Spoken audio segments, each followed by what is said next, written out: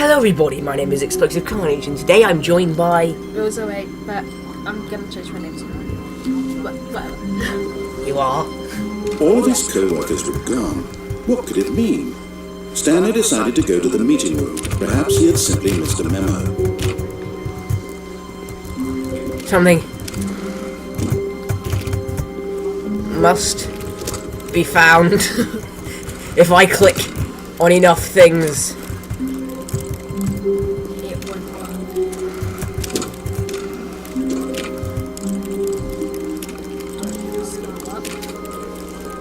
When Stanley came to a set of two open doors, he entered the door on his left. To you!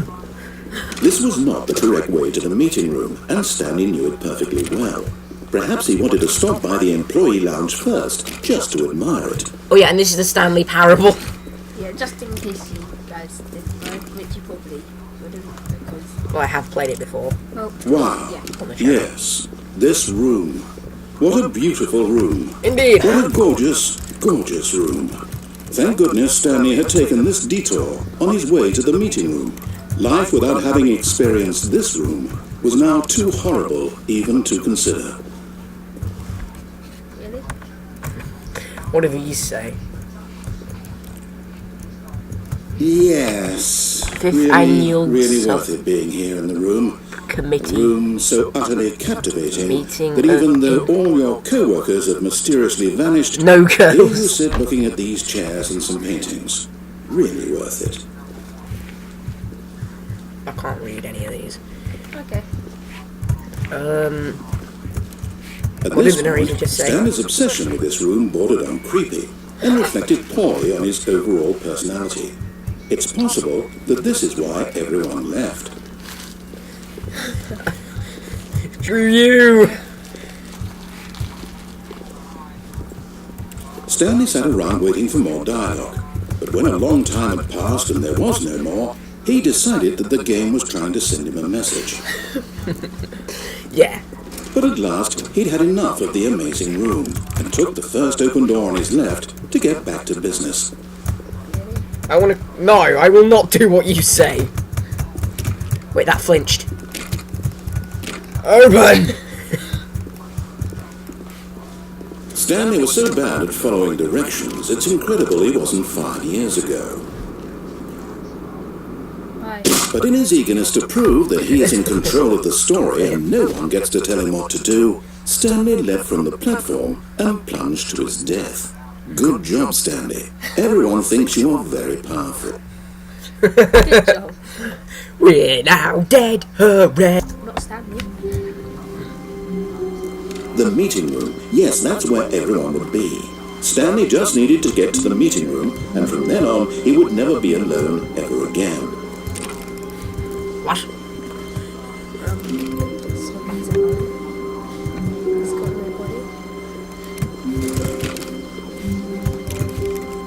nobody. Click on everything! When Stanley came to a set of two open doors, this was not the correct way to the meeting room. I'm just as Stanley rushing knew through it. perfectly well. Perhaps he wanted to stop by the employee lounge first, just to admire it. The lounge was sublime, a work of art, but eager to get back to business, Stanley took the first open door on his left. So you had to try it now. Because No, there's other endings Oh, you can yeah. get this Stanley way. was so bad at following directions, it's incredible he wasn't 5 years ago. Look, Stanley, I think perhaps we've gotten off on the wrong Last time I foot jumped here. off, but I'm not I'm running not this your time. enemy, really, I'm not. I realize that investing your trust in someone else can be difficult, but the fact is that the story has been about nothing but you all this time. There's someone you've been neglecting, Stanley. Someone you've forgotten about.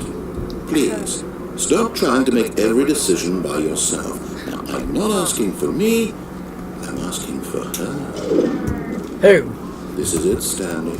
Your chance to redeem yourself, to put your work aside, to let her back into your life. She's been waiting. That's her, Stanley. I wonder what this plug is To plugged into. To reach out to her. If you can Oh, no, you can't. Did you just unplug the phone? That wasn't supposed to be a choice. How did you do that? You actually chose incorrectly? I didn't even know that was possible. Let me double check. No, it's definitely here, clear as day. Stanley picks up the phone. He's taken to his apartment where he finds his wife, and the two pledge themselves to one another. Music comes in, fade to white, roll credits. Not picking up the phone is actually somehow an incorrect course of action. How's that even possible? None of these decisions were supposed to mean anything. I don't understand. How on earth are you making meaningful choices? What did you... Wait a second. Did I just see... No, that's not possible. I can't believe it. How had I not noticed it sooner? You're not Stanley. You're a real person. I can't believe I was so mistaken. This is why you've been able to make correct and incorrect choices, and to think I've been letting you run around in this game for so long. If you'd made any more wrong choices, you might have negated it entirely. It's as though you completely ignored even the most basic safety protocol for real-world decision-making. Or did you not grasp the severity of the situation? Well, I won't have that kind of risk on my watch. I'm going to stop the game for a moment so we can educate you properly on safe decision-making in the real world. Please observe this helpful instructional video. Choice. It's the best part of being a real person. What? But if used incorrectly, can also be the most dangerous. For example, in this scenario, a hypothetical real person named Stephen has a choice. He could spend years helping improve the quality of life for citizens of impoverished third world nations. Or he could systematically set fire to every orphan living in a 30-kilometer radius of his house. Which choice would you make? Remember that unlike here, the real world makes sense, and at no time should you make a choice that does not conform to rational logic. If you find yourself speaking with a person who does not make sense, in all likelihood, that person is not real. Allow the person to finish their thought, then provide an excuse why you cannot continue talking. Turn to a partner and practice saying, "My goodness, is it 4:30? I'm supposed to be having a back, sack, and crack."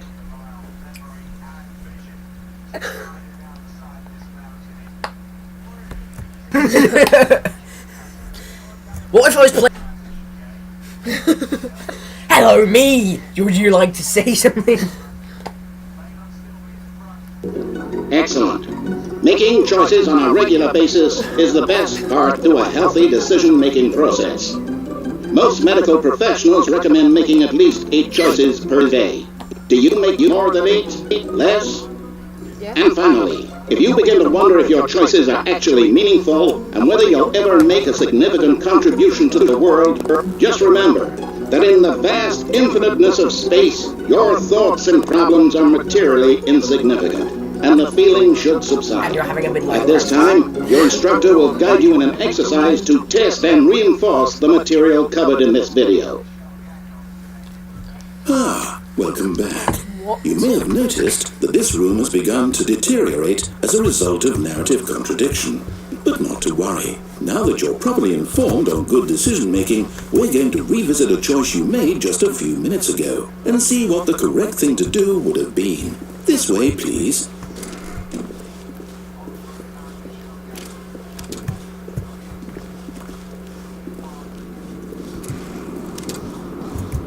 You utter... Now that we know your choices are meaningful, we can't have you jumping off the platform and dying. Imagine the main character dying senselessly halfway through the story. That story would make no sense at all. We just need to get you home as soon as possible before the narrative contradiction gets any worse. Unfortunately, it seems this place is not well equipped to deal with reality.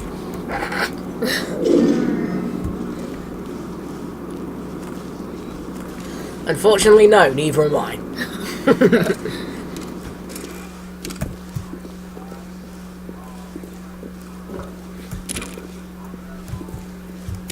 I want to mess this up. I don't want to go the right way. Almost there. You'll take the door on the left, back to the correct ending, the story will have resolution once again, and you'll be home free in the real world. It's not. I want to go back. Please. Now remember, all you need to do is behave exactly as Stanley would. That means choosing responsibly and always putting the story first. I'm quite sure you'll be up to the task. Just follow my lead and you'll be fine. All right. When Stanley came to a set of 2 open doors, he entered the door on his left. He entered the right way. No! Why did you do that? Quickly, hurry back in the other direction. Perhaps we're not too late.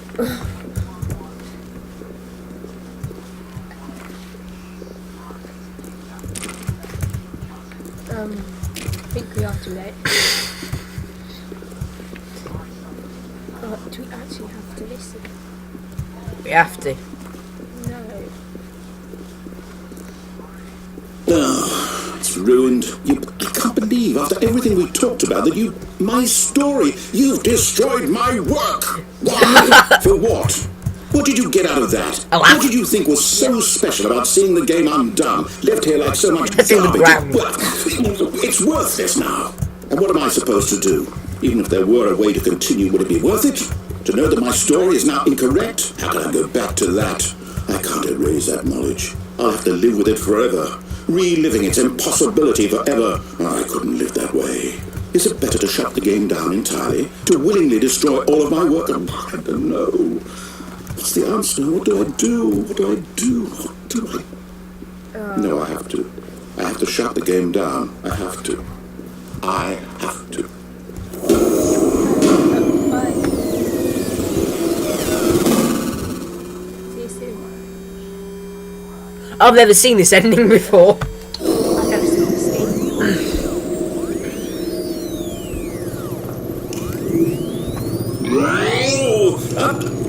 I'm here. I'm still here. Here in this pile of rubbish. With you. You. Who thought you were so clever. Now look where we are. My entire game is destroyed.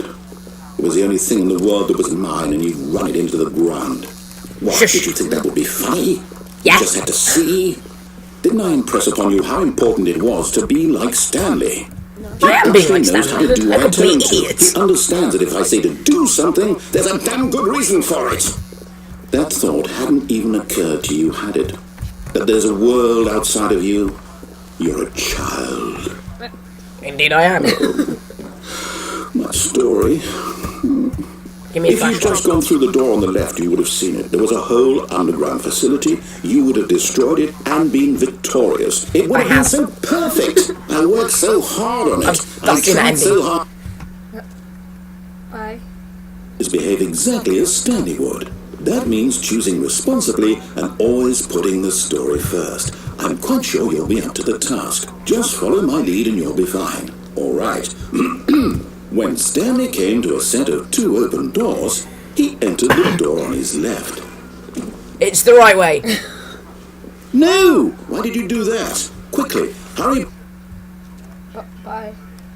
Is behave exactly as Stanley would. That means choosing responsibly and always putting the story first. I'm quite sure you'll be up to the task. Just follow my lead and you'll be fine. All right. When Stanley came to a set of 2 open doors, he entered the door on his left. I will jump out the window. Things it's just going to keep on replaying it if we go the wrong way. But the wrong way is the right way. Yet there was not a single person here either.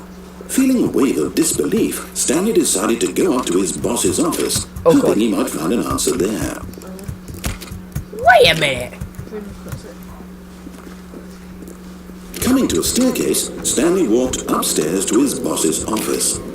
All the decisions you could normally make have been closed.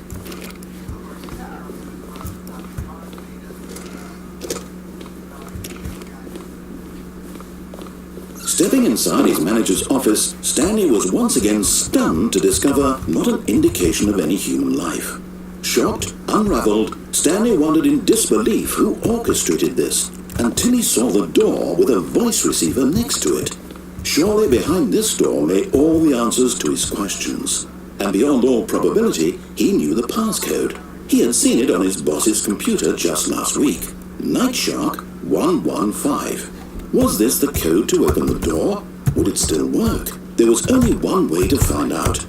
Stanley had been trained never to speak up, but now he would draw from within himself the courage to face the unknown. He drew a sharp breath and then spoke the code. Nightlock 115.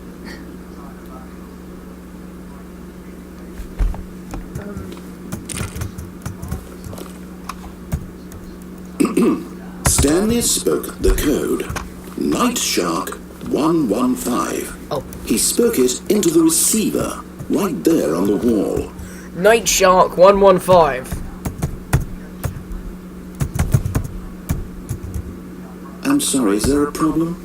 Yeah. You didn't mishear me, did you? Please speak the code into the receiver. Otherwise we can't get on with the story. This is a crucial step. Trying. We can't talk. Okay, fine, you're not going to do it. But you know what?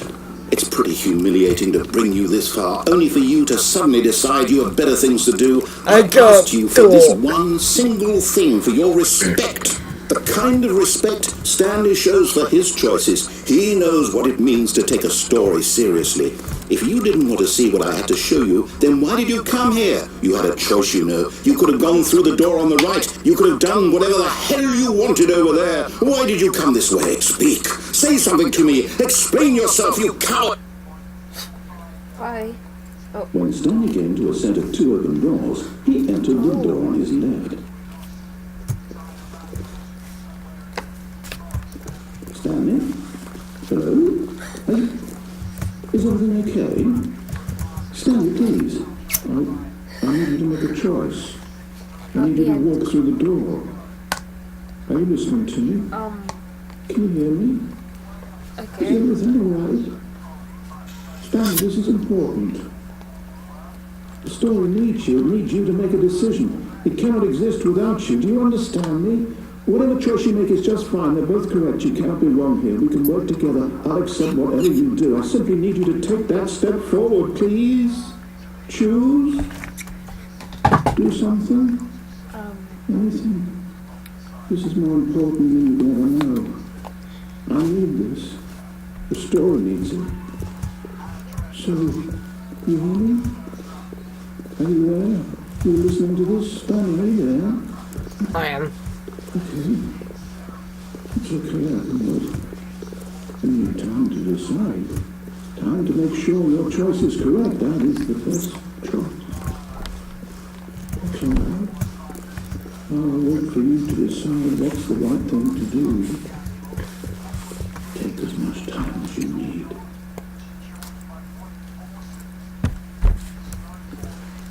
Oh, we're the narrator now, aren't we? Oh, are we? Well, we're in the sky. Yes. It's restarting again. So, I can't remember how to get some of the other end.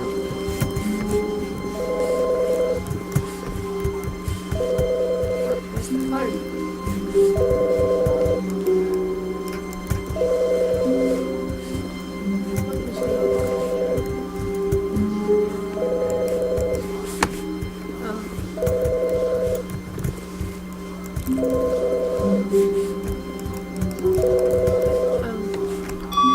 Hi, Stanley.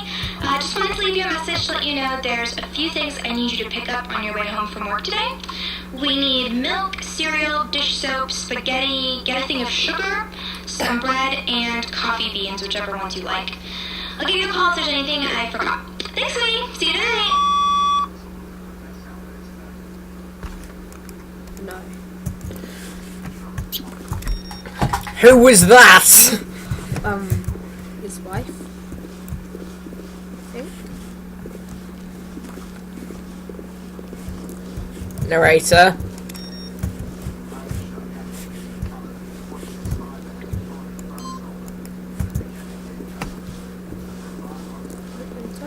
Hello?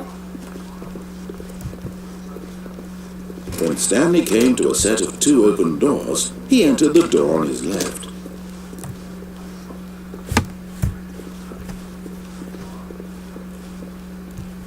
Yet there was not a single person here either.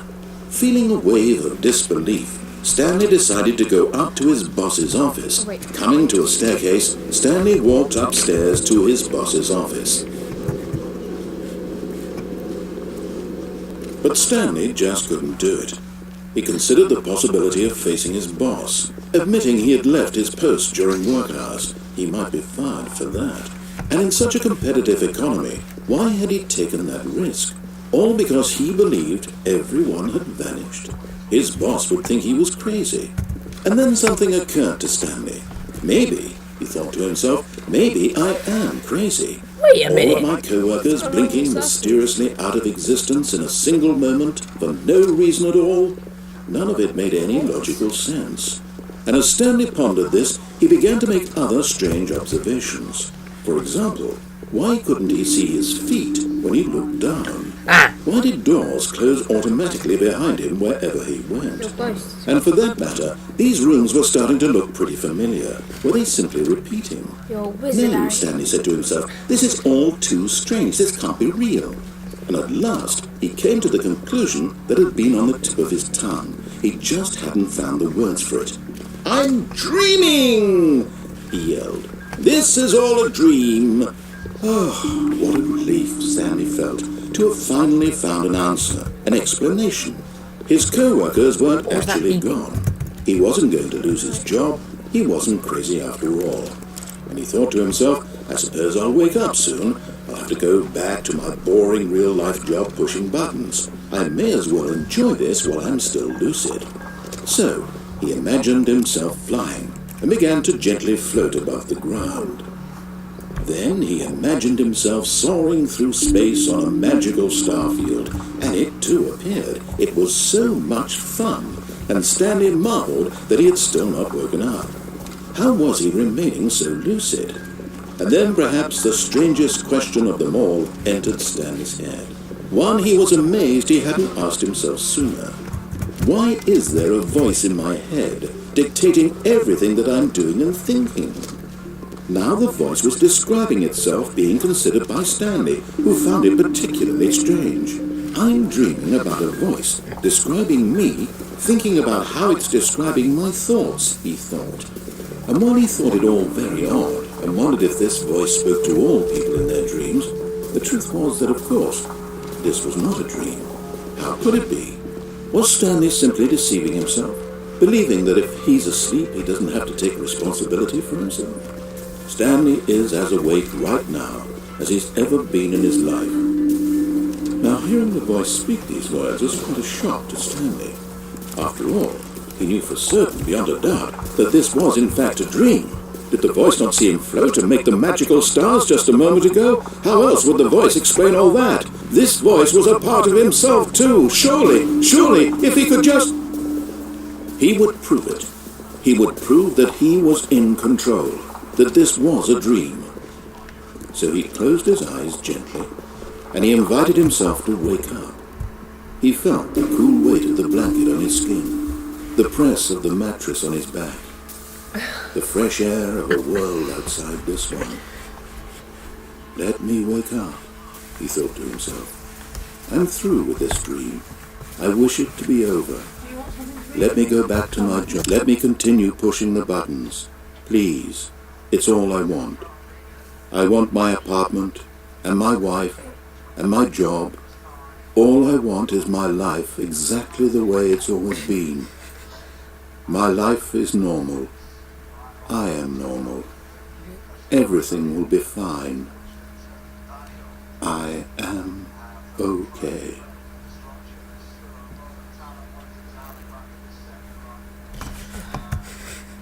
What? Stanley began screaming. Please, someone wake me up. My name is Stanley. I have a boss. I have an office. I am real. Please, just someone tell me I am real. I must be real. I must be. Can anyone hear my voice? Who am I? Who am I? And everything went black. No. This is the story of a woman named Mariella. Another story. Mariella woke up on a day like any other. She arose, got dressed, gathered her belongings, and walked to her place of work. But on this particular day, her walk was interrupted by the body of a man who had stumbled through town talking and screaming to himself, and then collapsed dead on the sidewalk. And although she would soon turn to go call for an ambulance, for just a few brief moments she considered the strange man. He was obviously crazy, this much she knew. Everyone knows what crazy people look like. And in that moment, she thought to herself how lucky she was to be normal. I am sane. I am in control of my mind. You're not. I know what is real and what isn't. It was comforting to think this, and in a certain way, seeing this man made her feel better.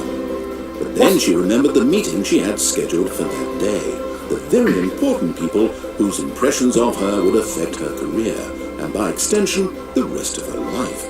She had no time for this, so it was only a moment that she stood there, staring down at the body. And then she turned and ran. Is that it? Oh.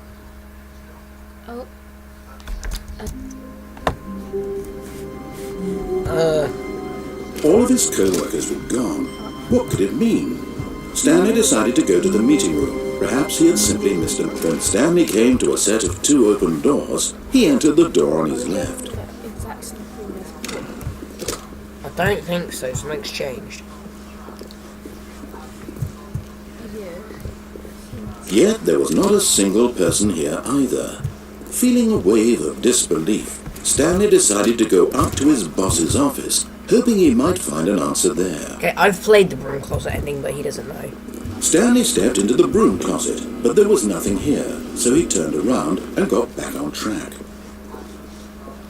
Coming to a staircase, Stanley walked upstairs to his boss's office.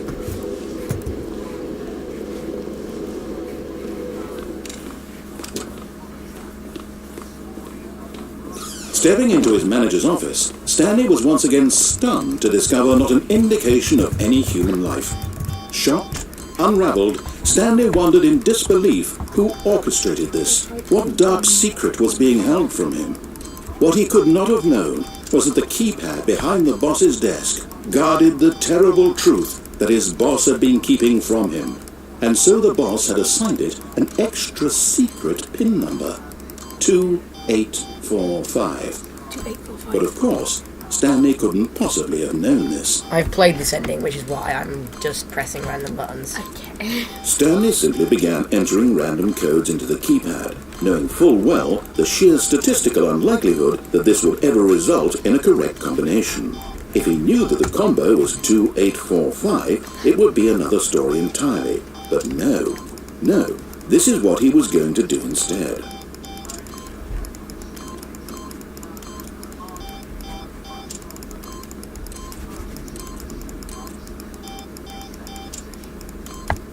Stanley just sat around twiddling his thumbs. Trying to input anything on the device was useless, since he could never possibly know that the combination was 2845.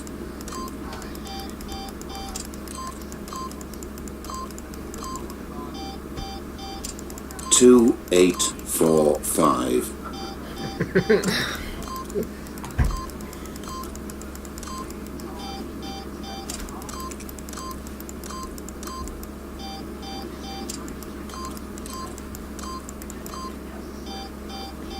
Forgot, but it turns out that the panel's emergency override kicked in, and the door just opened all by itself, and Stanley got the hell along with the story. Well, whoop-de-doo.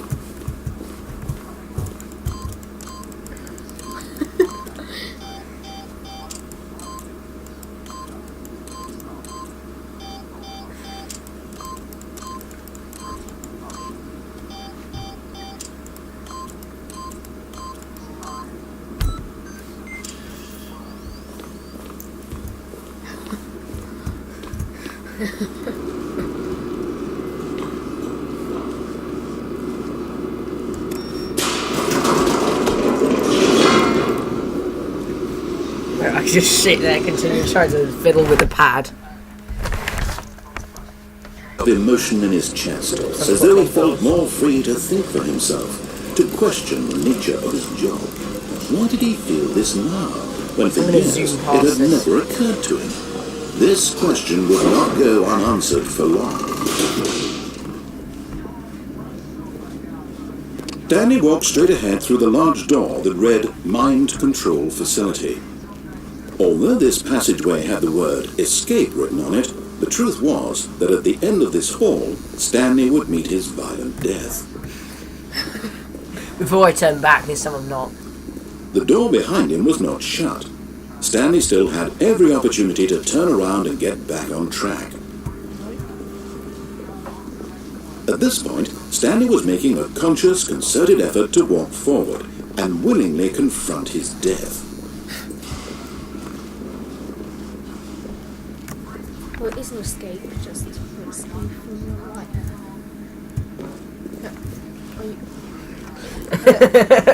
I just want to see his reaction before I walk all the way back. Right, let's see his reaction.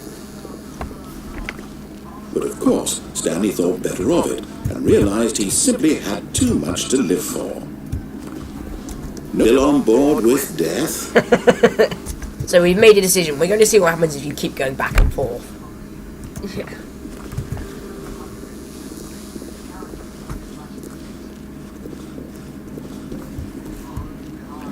Nothing. Well, Geronimo, Bye. Have a good day. it's loading. It's loading. Ah. Oh my god.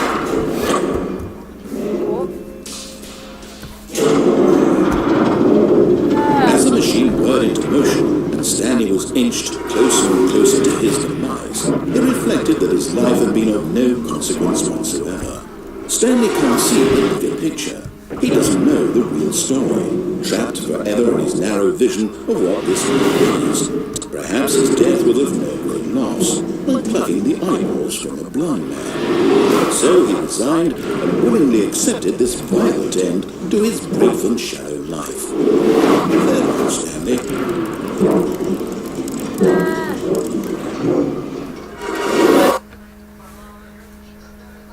"Farewell, Stanley," cried the narrator, as Stanley was led helplessly into the enormous metal jaws. In a single visceral instant, Stanley was obliterated as the machine crushed every bone in his body, killing him instantly. Who did it?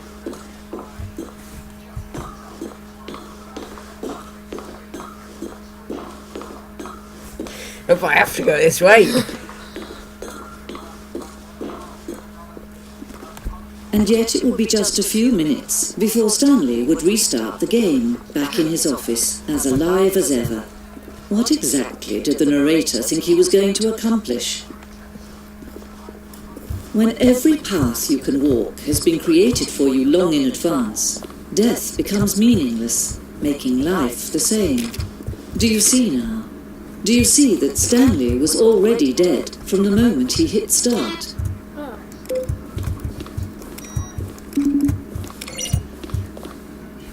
Wait a minute. This is a museum of the game. Oh.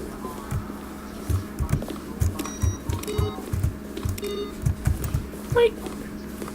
Look. Oh my. Ah. The doors. The set of two open doors was the very first concrete piece of the Stanley Parable's design. Once this room was created, the rest of the game emerged as an extension of it, an explanation of the contradiction this room posed. Oh.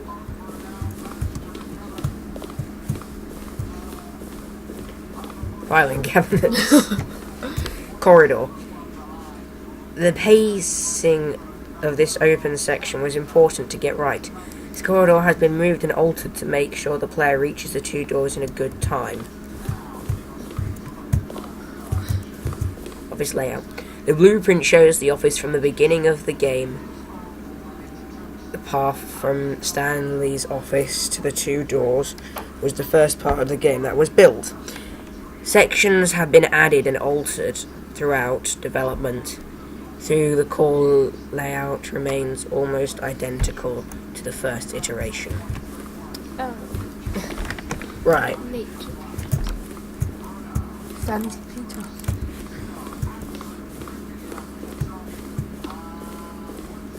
Oh, credit. No, I'm just going to look at these for a few seconds, so if you want to read them, you can pause the video.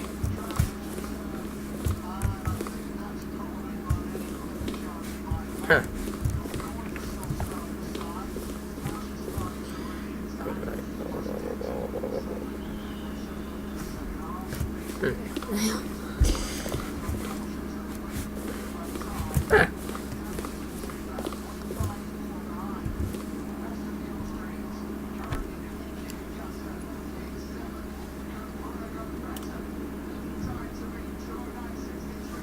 Okay.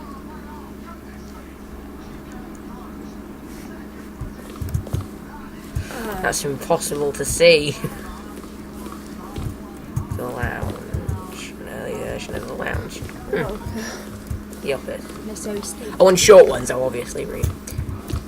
Apartment timer. Oh. Ah.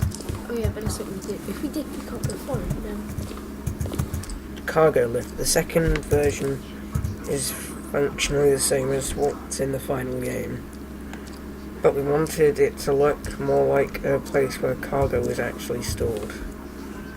Okay. The cargo lift. The cargo lift was always intended to offer the choice of staying on or jumping to a different path. However, after this early version, we decided we also wanted the option of the player falling to their death. Well, that's... We took that. Yeah. Okay. I think I'll leave this episode here. So, I have been Explosive Carnage. He has been, Was alright.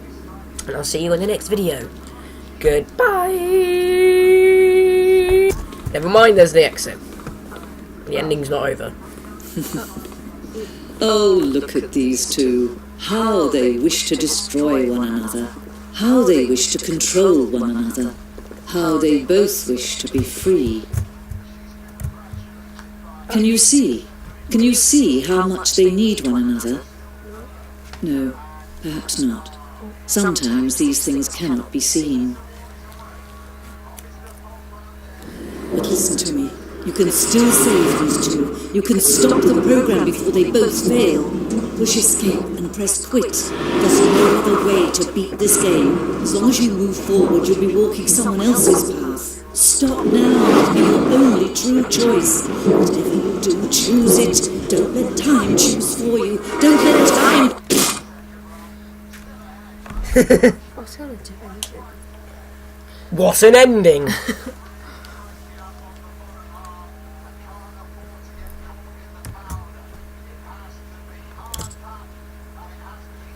Well, I have been Explosive Carnage, I've been was alright. and I'll see you in the next video. Goodbye! Oh my blinking thing.